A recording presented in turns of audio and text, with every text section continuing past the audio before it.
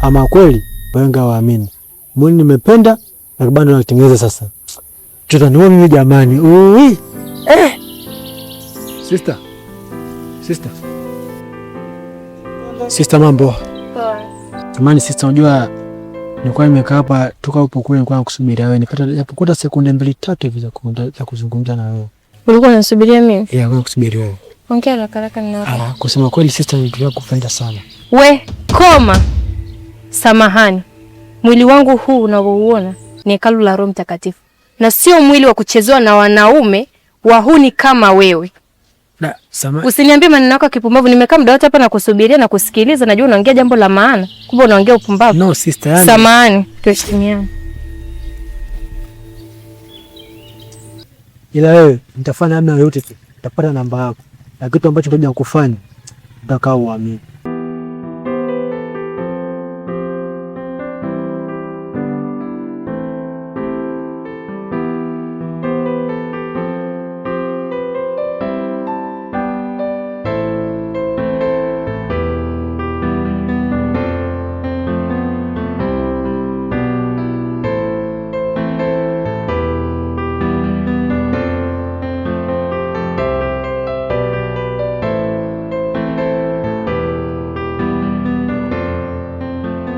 Halo, mimi nimeshafika hapa nje.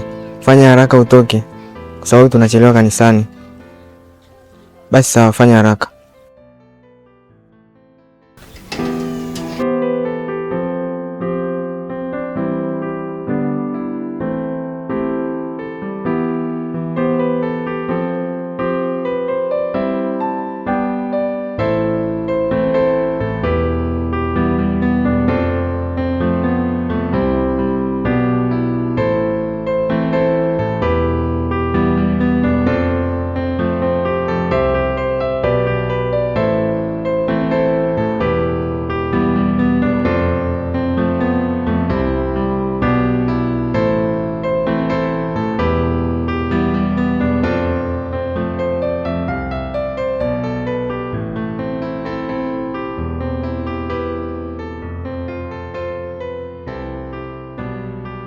Ibada leo ilikuwa nzuri, afupi, padri mgeni eti.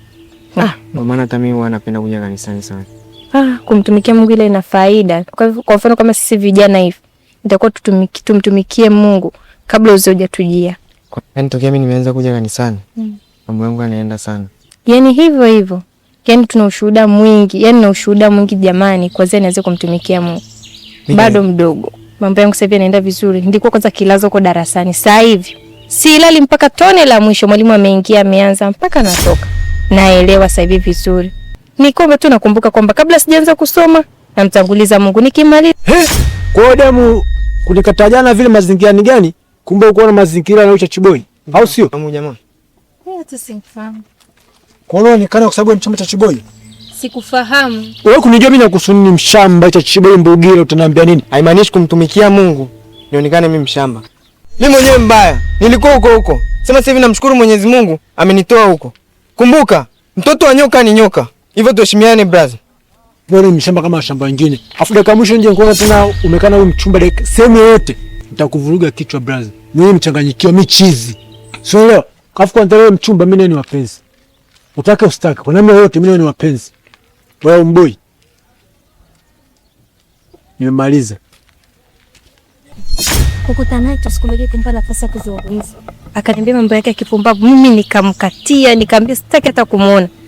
Nashangaa siku ya pili ndio leo nakutana naye hapa. Ndio anaongea maneno yake ya ajabu. Mimi sielewi hata. Mungu tuhurumie sana dunia. Jitahidi ujepushe na watu kama hao. Jitahidi sana ujepushe na watu kama hao, sio wazuri kabisa. Kasema ataniua.